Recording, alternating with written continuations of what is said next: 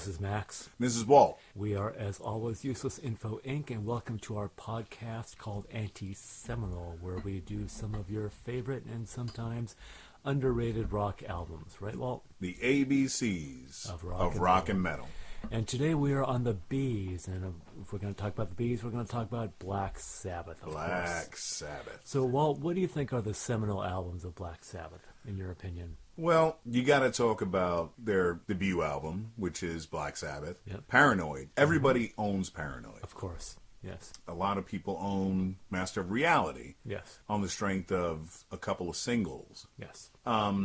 Maybe Volume 4. Yes. Maybe. But when it comes to anti-seminal with Black Sabbath, I believe it's Sabotage. Good call. The album we're going to do is Sabotage. 1975. This is their sixth album, right? The sixth album, yes. Right after go ahead. Sabbath, man. Bloody Yep, Sabbath, right? Yep. So, from what I understand, this was recorded in the midst of legal troubles with their ex-manager or something like that? There was a definite context, some difficulties going on, right? Oh, yeah. They were in and out of court trying to get out of contracts. They had fired their manager at the time because basically they found out that they were getting ripped off. Okay. So they fired him, so he countersues them for whatever the legal term is. Yeah. You suck. Basically, yeah. You suck for firing me because I was stealing from you. Go figure. Yeah. So I think because of all the legal troubles that they were going through, and also the band was starting to fray a little bit. Mm-hmm. Personalities were starting to get... This is still the original lineup right now, right? Yeah. Who is... Which, of course, Ozzy, lead singer, Tony Iommi, guitar. Yep. Geezer Butler, bass. Bill Ward, drums. And Bill Ward, yes. Right. And how many more albums did they do after this, the original lineup? It was only two more, but they were kind of phoned in.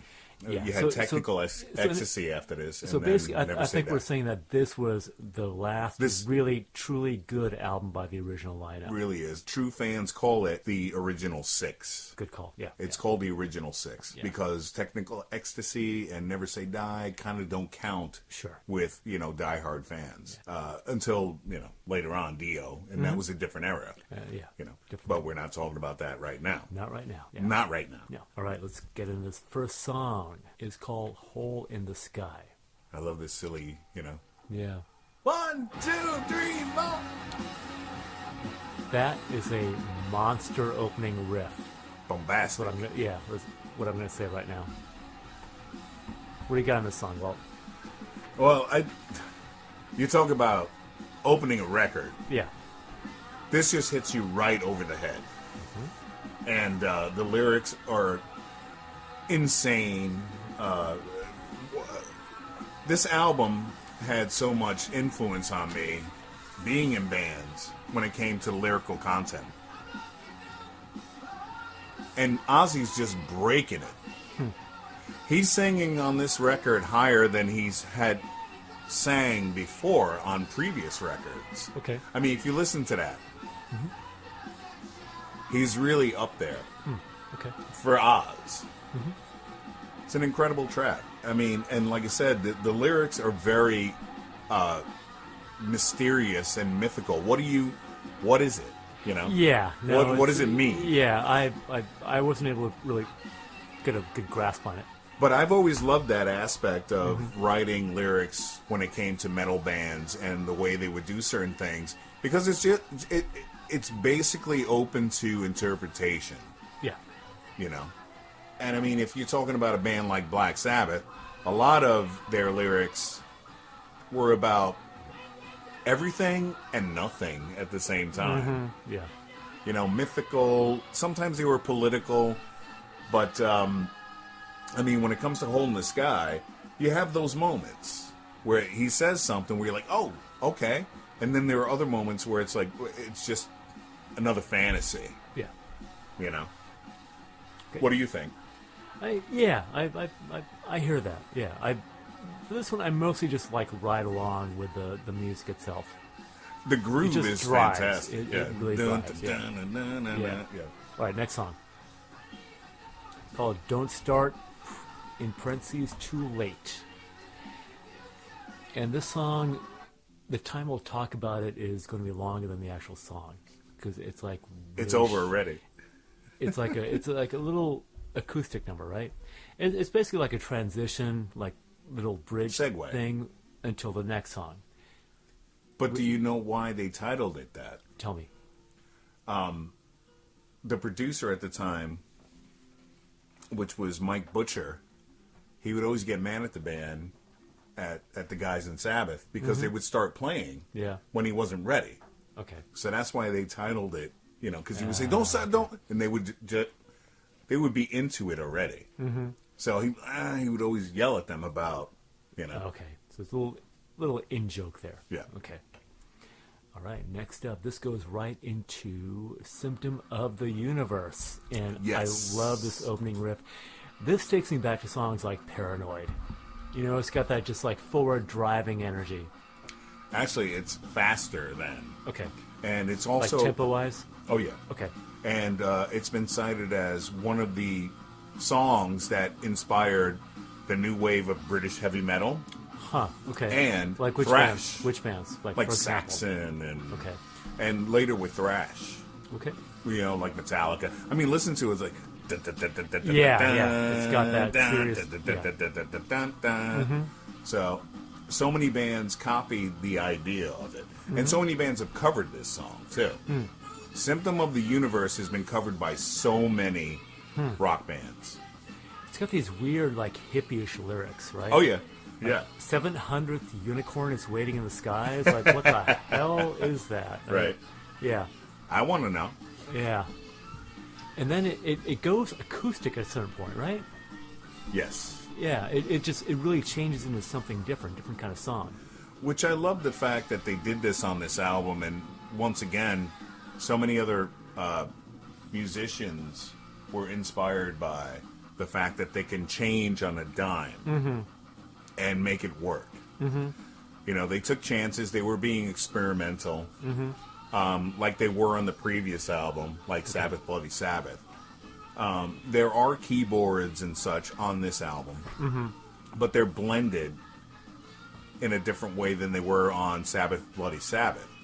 Yeah, we'll be getting into that. And definitely. once again, like I said, Ozzy's just bringing it. I mean, he's screaming here. And I think that so many other bands singers were influenced by the way he was hitting different notes on this album. Yeah, okay. I always cite Soundgarden when I listen to this record. Okay, all right, I can hear that. Yeah, so, I mean, like I said, I think it's poorly underrated. It's taken so much time for people to come back around to this album. Because they see it now with the catalog, how this was the real final record with the original guys, with the original band. Technical Ecstasy and Never Say Die, those were kind of phoned in. They had to fulfill a contract, perhaps. Right. And make money because they were going through so many legal troubles. Right. So. Okay. All right, next up. It's so hard to stop playing this yeah, song, man. We have to move on. Just give me another second. One more second. Right. Listen to that. He's just busting it. He's just killing it. All right. It's awesome. Megalomania. Yep. It's got this slow and dirgy groove in the beginning, right? Which kind of feels like earlier records. Yeah. Well, especially the first one in my mind. Yeah. Yeah. And then but it changes up after a piano comes in, which is kind of interesting, right? I mean, the whole, the keyboard inclusion. And the solo it's got this like overlaid kind of psychedelic effect. Yeah. Right? I mean the song goes on for a while. Oh, yeah. It goes through different phases. I think this is one of the longest songs on the record as well, if I believe. So, yeah. It's like 8 minutes or something. Yeah. It's 9. It's 9 minutes and suite, 43. yeah. They're already making so many, changes in the song just from the opening to this. They just kind of ran with it, which I appreciate, and so many other metal bands that were. Say, look at that. Yeah. That change. Okay. It's another change. We got 3 changes already in the first, you know. But I think... Do I have to say the word proggy? I was just going to go for it. So it's great that you said it's out there. Yeah. It's out there. We said They started... It's a little proggy. They started doing that. They started reaching and branching out to prog rock a little bit. But they make it work. Yeah. They still had their same foot in what made Black Sabbath work, which was starting out as a blues band and metal, but also working in different you hear this layers. The and guitar genres. right here, that's blues. Yeah. That's complete. That's a blues scale. He's working that. Yes. Right. Mm-hmm. And then this, with you say psychedelic, with Oz coming in with the echo from behind. Right. Yeah. Is real? What I love is near the ending of the song, which we're not going to get to, more and more layers kind of pile on, including strings. Yeah. And it just feels like the whole song is falling apart, which kind of imitates the sort of the madness that I feel like he's sort of the talking lyrical about. content. Yeah. I mean, it's about the music business, but it also feels like it's about like a psychological state. It is. Right? Absolutely. Yeah. It's got it goes back and forth lyrically. Yeah. Where you feel like you're taking a peek into a psycho's mind. Yeah. I mean, with the choruses, it sounds more like per what they were going through when it came to the legal battles and dealing with the record industry. But there are other sides of it that just feel like you're glimpsing into the mind of a psychopath a little bit. That's really the interpretation that I prefer. Really? We talked about this with Alice in Chains. They had one song that was kind of like a commentary on the music. And it's like, at a certain point, every band has problems with their record company. Sure. Right? Because you're young, you're hungry, you sign on, you just sign the contract, whatever. I just want to get an LP out there. And at some point, you it's like you're established. Right. You want more money. You want more control, and you have problems. And then you write a song about it. Right. But it loses me a little bit because, of course, I can't relate to that. You know what I mean? Like, I understand that's the experience that they're going through, but it's like I'm not there with you. You know what I mean? We were talking about this before on the last one with Alice in Chains. Yeah. Any job that starts out as fun turns into a job. Which that I can relate to. That I can totally relate to because I've got a job too, of course. Right. Which is but it's this whole the music industry is screwing me over. And I understand that. I understand that's what's going on, but I just can't poor you. You're so famous that you can't, Yeah, but that's the thing. Of course, you'll bounce back. Which is why I understand that that's where the song came from, but I prefer to hear it in a different way, which is that kind of mental breakdown thing that we're talking about. You know what I mean? I get what you're saying now with this song with Megalomania. Exactly, and I'm glad that you can interpret it in a couple of different ways. Right. Yeah. But, imagine if you were this big famous rock star or this big actor. I can imagine that. And you find out that everybody that works with you or for you was stealing money. Of course, but from you. 99% of us will never be that person. That's the thing. I mean, what I mean? We're going back to Fight Club again. I know. Just, and all dancing, all singing crap in the world. I understand both things, but it's just, that's kind of when a band starts becoming so up there and their problems become problems that you can't identify with. Yeah. Exactly. I think that's what I'm saying. Sure. Yeah. I mean, which may be why this is the last album that that really delivers it for the original lineup, at least. Right. Yeah, it might be part of it. It's funny because we talk about this often, how you hear about how a rock star or a big actor is bankrupt. Yeah. Really? You got all kinds of castles. Yeah. All around the world, you got boats and sports cars and shit. You had every opportunity, and you blew it. Really? You still have money. Yeah. Exactly. When I say I'm broke, I mean I'm broke. Yeah. I'm rolling pennies. Yeah. Mm-hmm. So the scale is off. Right. Okay. Anyway, next song. All right, next up we've got The Thrill of It All. Another great opening riff. I mean, this album's just full of them, right? Oh, yeah. They hook you right away. And this just kind of goes on for a bit, isolated, before the vocal comes in. Yep. Right? Then, in this one, you hear some synthesizers. Yeah. They make it a really different song. But like I said, as opposed to Sabbath Bloody Sabbath, they're more blended into the sound of the song. Yeah. Instead of just standing out. Mm-hmm. And then we get the classic. Yeah. This is brings so good. You right back to reminds you why you like Sabbath. Yeah. As if I need a reminder. Right. Yeah. That's awesome. But, and also a great title for the song, reminding you once again that, even though shit sucks being, a rock star and the devil worshiper or what have you, being in Black Sabbath, that there's still all kinds of fun to be had. And I love this right here. Yeah. The pause and It's good. Yeah. Nice. Mm-hmm. Next song. Wait a minute, I want to hear that a little bit. We are here to discuss. Listen to that. It's good. Yeah. It's very good. Classic Oz. All right. Next song. Super Tsar. Yeah. Strange spelling. Now, this was recorded with the London Philharmonic Choir, I understand, right? Yes. Choir. Yes. One of the things that I love about this band, this song, is the percussion. Oh, yeah, sure.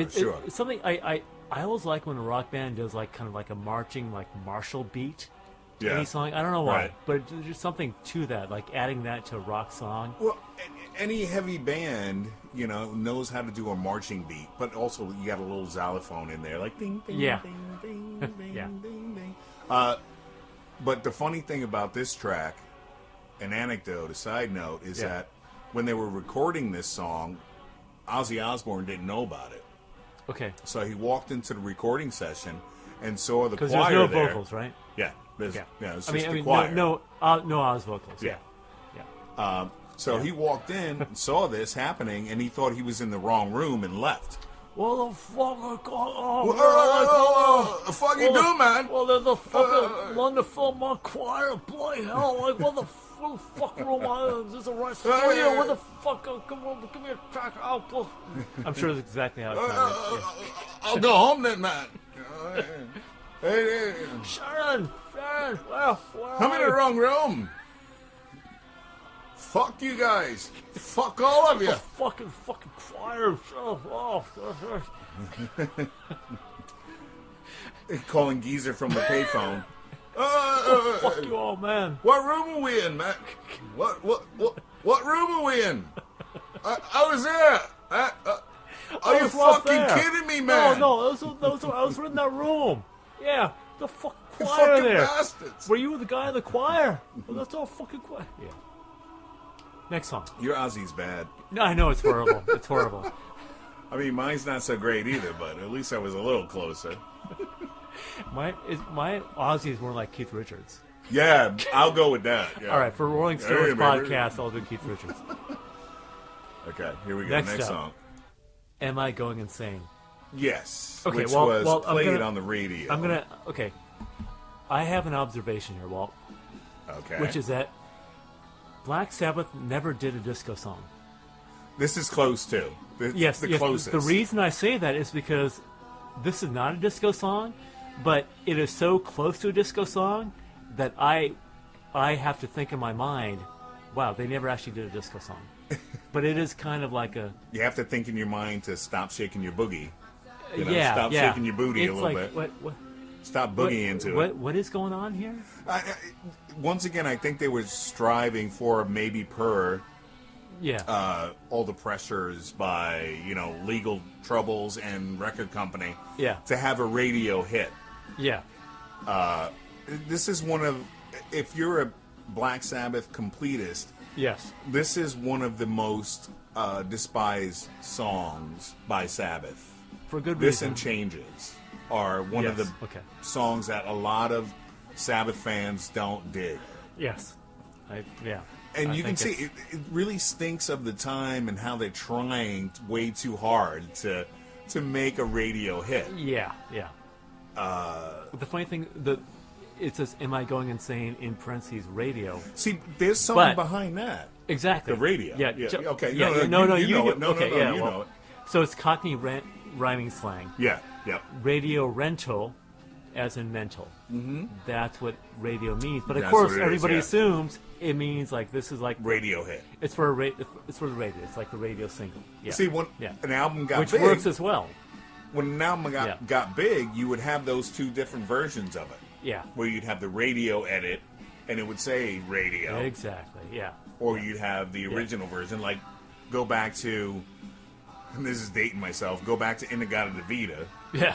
With Iron Butterfly. Yeah. It would be radio, or, the 30-minute long version. Yeah, the radio single was like 7 minutes long. Yeah. Which is, Right.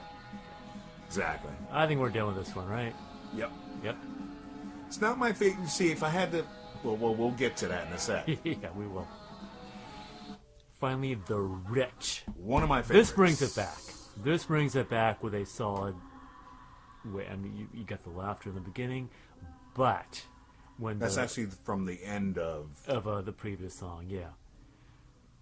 But when the music actually comes in, which takes a while, but it's okay.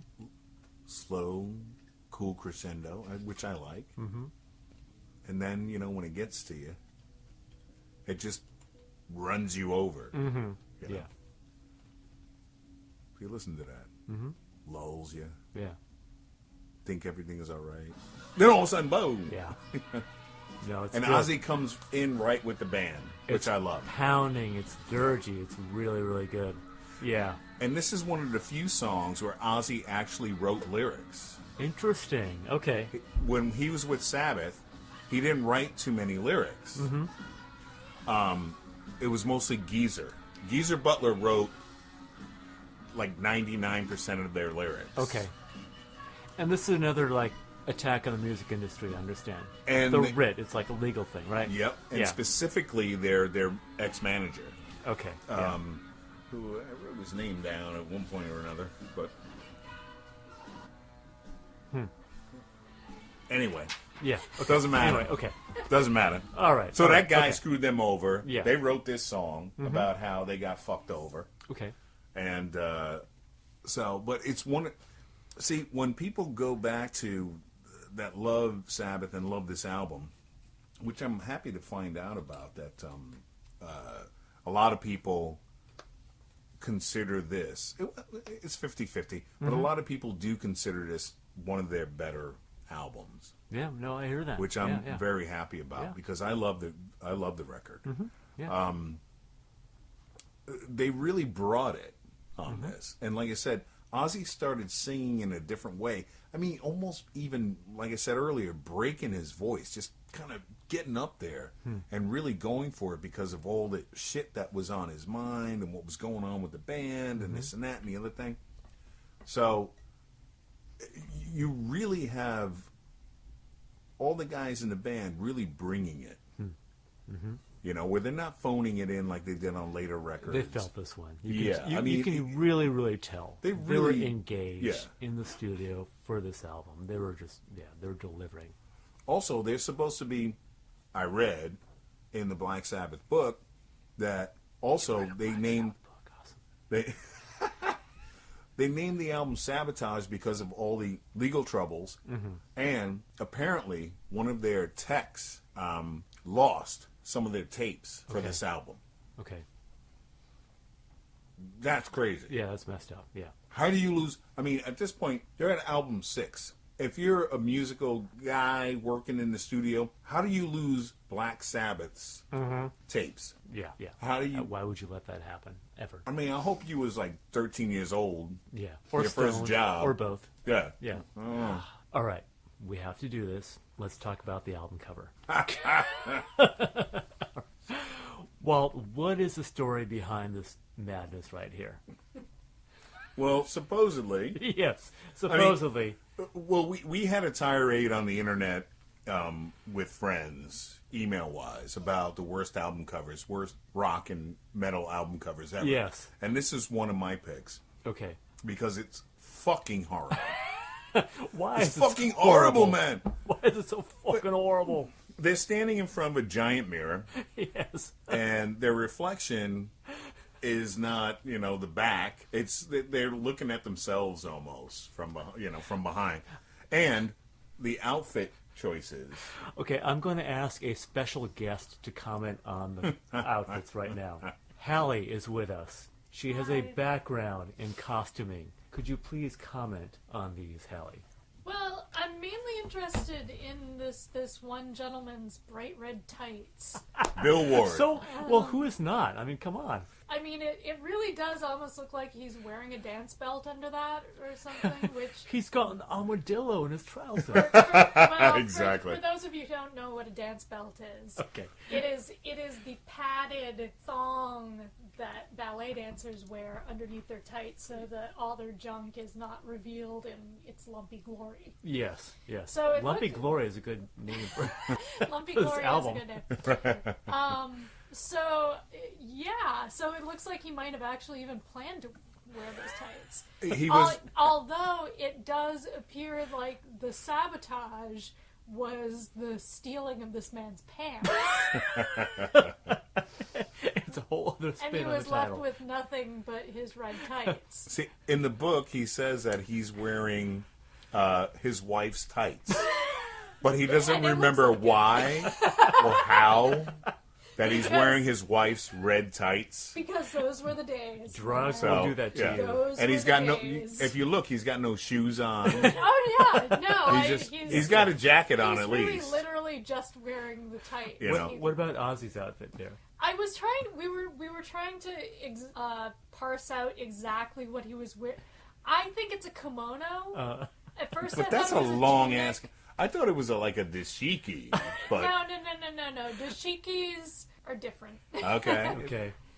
I don't know from She you know. knows. She's Anyway, it's a crazy robe. It looks the print would be different. It would be like kimonos are long. Yeah. All right, You if you say can have so. a longer But he's also version. got crazy high heels Well, on. yes, brown because high heels. obviously he felt insecure about his height. But I mean, those are real '70s rock star boots, though. Let's be honest. Like Yeah, that. true. That Yeah, is yeah, that. yeah. If you're Yeah. a '70s rock star, you're gonna wear those boots. Yeah. So I understand That they got zippers on the side too. I don't know about brown, but I don't know what the fuck it is. But it's still crazy. Yeah. Because you're not used to seeing Oz dressed like that. Period. Normally he comes out with his tassels. Okay, well, And, you know. I have not observed him in his natural surroundings as much as you gentlemen have. Well, but get familiar. Why not? But and the expression on his face looks a little bit like he kind of wandered out of his opium den. That's I cool. hope so. Yeah, right. And is a little, Fucking high, man. yeah, he's a little. He doesn't quite know what's going on. What do you mean? You're taking Doesn't pictures? quite know what he's wearing. He just came out of the shower wearing his boots. Although it does look like pretty I'll throw a good robe on. opium den wear. Well, yeah, I mean... And yeah. we're not even talking about the other guys. One of whom is like in his. One has a denim jacket, and the other one I don't even That's know. Geezer, and that's Tony. Well, But they're he's not got nearly as he's got the cool compelling. '70s drug dealer outfit on, with the white Yeah. slacks I and guess so. and apparently it was supposed to be a mistake. Well, yeah. they took- I mean, in they- so they many were ways, taking it is a mistake. Test shots. Yeah. They were supposed to be yes. dressed all in black. And now here's the back of the album cover. Yeah, which is their butts. It's the same. It's just terrible. It's the same. They're facing the mirror this time. The same clothing. But it does Right. really, doesn't it? It really does seem like literal sabotage of their image. Well, you know and what? that is point. I mean, you guys are saying Yeah. they have all these issues. They're Right. like, they could be like, oh, record label screwed us over and sabotaged us, and now look at the crap we're wearing. So, are you suggesting that the album cover is thematically appropriate? I might be. Wow. I don't Okay, know about no, that. hey, Okay. that's all that- right. that- I I don't mean, know I about just that said That's entirely, a but statement. all That's a right. statement. I like and that. obviously, I like that I am statement. not the expert on Black Sabbath. Right. But as an outsider, having listened to you analyze what's going on in the album and the lyrical content, and having observed what happened with this album cover, it may very well be an intentional statement. Okay. Well, see, when we were younger, when I was a kid, see how the back is, right? Yeah. Where you got Geezer over here on the front, right? And he's got his arm cocked, Yeah. It's in the pocket. Mm-hmm. And then his arm is down. Mm-hmm. Everybody's, it's a message. It's satanic. It means something. It means something. Paul is dead. Because you were such a fan, you start thinking that they're sending messages to fans. Yeah. In one way or the other. You know what I mean? That's how you end up doing something really bad. Well, you think a band other is sending dumb messages kids to you. did, Yeah. but, Sure, yeah. But with the artwork, it was always something to look for. Mm-hmm, yeah. I mean, what Zeppelin would do with their artwork and, here and there with Black Sabbath, find a person in the background and this and that, with different bands. There was always something to, with the album artwork, if they were clever enough. Or kids were high enough to try and make shit up. Make shit up. Hey, there's a guy back there in the window. Okay, I'm going to establish a metric right now, okay? On a scale of 1 to 10, where do you rate this album? Just throw one out there. 8. On a scale of 1 to 10, where do you rate this album cover? 0.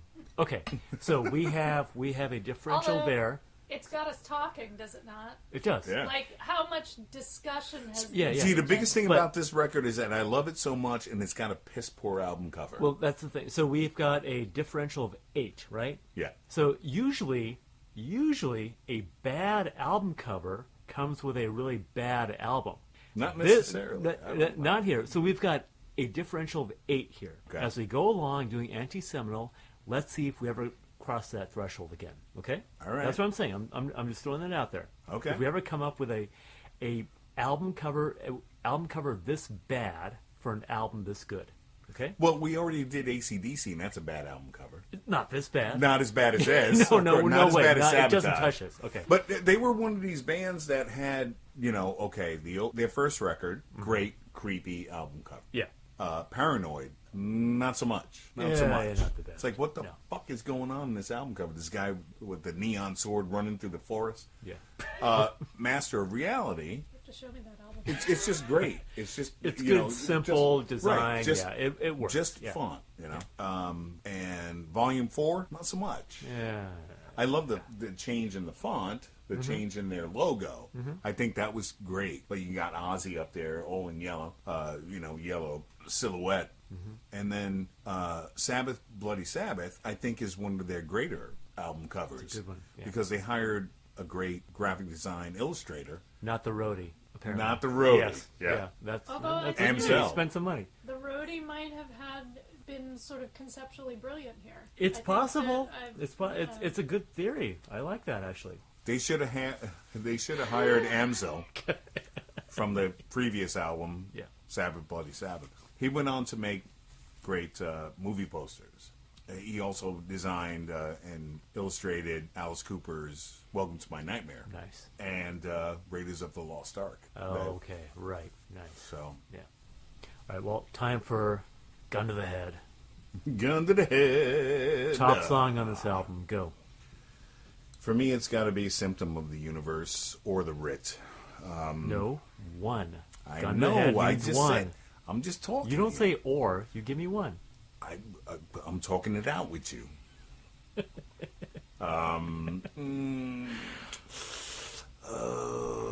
This is the thing. It always works out this way.